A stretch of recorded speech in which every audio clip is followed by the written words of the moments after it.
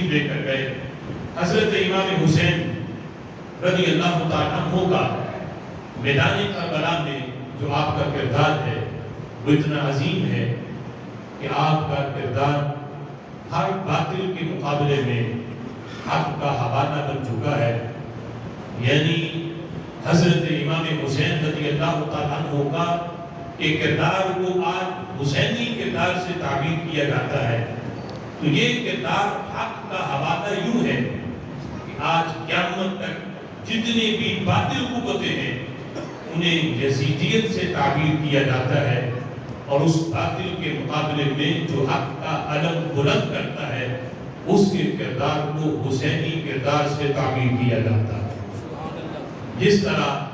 یہ کہا جاتا ہے کہ لِكُلِّ فِرْعَوْنٍ مُوسَىٰ، ہر فرعون کے لیے موسیٰ ہے، یعنی وہ حضرت موسیٰ علیہ السلام نے جو فرعون کے مقابلے میں کردار ادا کیا تھا، تو آپ کا یہ نام اس انداز میں فرعون کا جو نام ہے اسے باطل سے تعبیر کیا گیا۔ یہاں علم بمعنی وصف ہے، لِكُلِّ فِرْعَوْنٍ موسیٰ، کہ ہر فرعون کے لیے موسیٰ ہے، یعنی ہر باطل قوت کے لیے حق کا کردار ادا کرنے والے حضرت موسیٰ علیہ السلام جنہوں نے فرعون کے مقابلے میں کردار ادا کیا تھا، جب بھی قیامت تک فرعونی قوت بیدار ہوگی اس فرعونی قوت کا مقابلہ کرنے کے لیے حضرت موسیٰ علیہ السلام والی حق والی قوت بھی ضرور موجود ہوگی۔ اسی طرح یزیدیت کو آج باطل کے ساتھ تعبیر کر کے یہ کہا جاتا ہے جب بھی یزیدیت سر اٹھاتی ہے تو اس کا مقابلہ کرنے کے لیے حسینی کردار ادا کرنے والے بھی قیامت تک موجود رہیں گے۔ ڈاکٹر اقبال نے اسی لیے یہ کہا تھا، موسیٰ و فرعون و شبیر و یزید این دو قوت از حیات آیت پذیر، کہا کہ دو قوتیں زمانے میں ہمیشہ موجود رہیں گی، ایک قوت فرعون والی اور اس کے مقابلے میں قوت حضرت موسیٰ علیہ السلام والی، شبیر و یزید، میں یہ دو قوتیں بھی زمانے میں موجود رہیں گی کہ فرعون کی جگہ پہ یزید کو رکھا اور حضرت موسیٰ علیہ السلام کی جگہ پہ حضرت امام حسین کے کردار کو رکھا، تاکہ جس طرح فرعون تھا تو اس کا مقابلہ حضرت موسیٰ نے کیا، اسی طرح یزید نے جب سر اٹھایا تو اس کا مقابلہ حضرت امام حسین رضی اللہ تعالیٰ عنہ نے فرمایا۔ اور یہ دو قوتیں قیامت تک رہیں گی، جب بھی باطل سر اٹھائے گا تو اس کے مقابلے میں باطل کا مقابلہ جو قوت کرے گی قیامت تک اس قوت کو حسینی کردار سے تعبیر کیا جائے گا۔ حضرت امام حسین رضی اللہ تعالیٰ عنہ کا میدان کربلا میں کردار اگرچہ بڑا منفرد ہے، لیکن یہ نہیں کہ اس سے پہلے آپ کے کردار کے اندر معاذ اللہ کوئی کمی ہو۔ پہلے بھی مدینہ شریف میں جب تشریف فرما تھے، بچپن سے لے کے جوانی تک اور پھر جوانی سے لے کے میدان کربلا تک زندگی کا ہر پہلو اتنا عظیم ہے کہ کہیں قرآن پڑھایا جا رہا ہے، کہیں حدیث،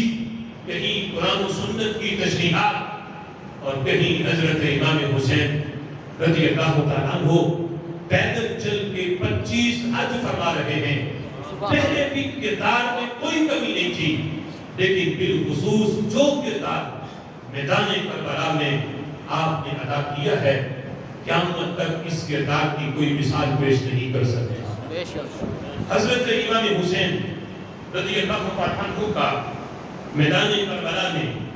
جانے کا جو انداز ہے، اس سلسلہ میں ہمارا یہ عقیدہ ہے اور یہ ہمارے ایمان کا حصہ ہے کہ ہم سمجھتے ہیں کہ حضرت امام حسین رضی اللہ تعالیٰ عنہ جو میدان کربلا میں گئے، 1% بھی اس میں دنیا کی غرض نہیں تھی، اور 1% بھی اس میں انانیت یا اس میں اقتدار کی حوث یا کسی کرسی کا لالچ 1% بھی دور تک حضرت امام حسین رضی اللہ تعالیٰ عنہ کی سوچ میں ایسا خیال بھی نہیں تھا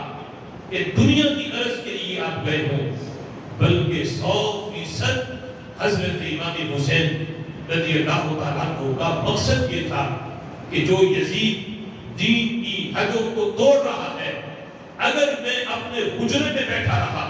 اور جا کے اس کا مقابلہ نہ کیا تو پھر قیامت کے دن مجھ سے اس بارے میں پوچھا جائے گا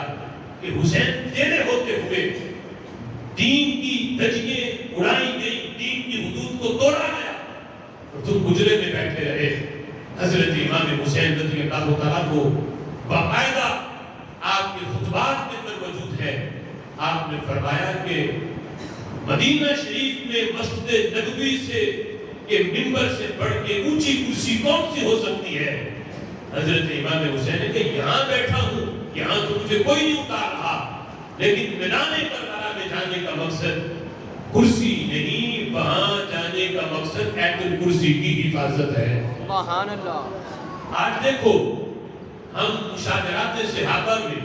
ہم اہل سنت و جماعت کے یہ عقیدہ ہے، مشاجرات صحابہ کا مطلب یہ ہے کہ صحابہ کرام علیہ رضوان کی جو آپس کی جنگیں ہیں، جنگ صفین ہے، جنگ جمل ہے، یہ اس طرح کے اختلافات ہیں صحابہ کے آپس میں، اور یہ اختلافات یہاں تک کہ جنگوں کی صورتحال بھی انہوں نے جو ہے وہ اختیار کی، لیکن ہم اہل سنت و جماعت کا یہ عقیدہ ہے کہ دونوں طرف صحابہ ہیں۔ عقیدہ یہ ہے کہ ان میں سے کسی کی نیت بھی انانیت نہیں تھی، ان میں سے کسی کی نیت اپنی ذات کا مسئلہ نہیں تھا، دنیاوی غرض نہیں تھی۔ وجہ بیان ہم یہ کرتے ہیں اس لیے کہ ادھر بھی صحابہ ہیں، ادھر بھی صحابہ ہیں، اور جس پہ صحابی کا نام آ جاتا ہے انہیں ان کے اندر انانیت اس وجہ سے نہیں کہ رسول اللہ کی صحبت اور قربت نے انہیں انانیت اور دنیا کی حوث سے دور کر دیا ہے۔ اگر یہ اعتراض کسی صحابی پہ کیا جائے کہ انہوں نے جنگ انانیت کی خاطر کی یا دنیاوی لالچ اور غرض کی وجہ سے کی، تو پھر تو یہ رسول اللہ کی صحبت پہ اعتراض آئے گا کہ آپ کی صحبت صحابہ کو نکھار نہ سکی۔ ہم کہتے ہیں جب رسول اللہ کی صحبت ملی ہے تو تمام صحابہ عادل ہیں، کسی کے اندر انانیت نہیں تھی۔ اگر جنگیں لڑی گئی ہیں تو دونوں طرف نیت خلوص تھا، اخلاص تھا، رب ذوالجلال کی رضا تھی، دین کا معاملہ تھا، کسی کا معاملہ انانیت نہیں تھی۔ تو جب صحابی کے بارے میں ہم یہ کہیں کہ وہ کسی لالچ کی وجہ سے اس نے جنگ نہیں کی، تو وہ حسین جسے پہلے دل سے لے کے، جسے نبی پاک علیہ السلام کی ظاہری حیات کے آخری دن تک رسول اللہ کی صحبت میسر ہو کہ پہلے دن سے میرے محبوب نے جن کے کان میں اذان پڑی ہو اور انہیں گھٹی بھی اپنے لعاب دہن کی ہو، اتنا قرب نے دیا ہو کہ میرے محبوب علیہ السلام نے اتنا قرب جنہیں دیا ہو، ان کے بارے میں یہ کہنا کہ وہ میدان کربلا میں کسی کرسی کی خاطر بیٹھے، تو وہ حسین پہ اعتراض نہیں کر رہا، کردار حسین پہ اعتراض نہیں، وہ صحبت رسول اللہ پہ اعتراض کر رہا ہے۔ اس لیے کہ جب یہ صحبت صحابی کو نکھارتی ہے تو اسی صحبت نے امام حسین کو اتنا نکھارا ہے کہ آخری سانس تک بھی ان کے اندر کوئی دنیا کا لالچ یا کسی کرسی کا لالچ نہیں تھا۔ میدان کربلا میں گئے ہیں کرسی کی خاطر نہیں، ایت الکرسی کی حفاظت کے لیے گئے ہیں۔ سبحان اللہ۔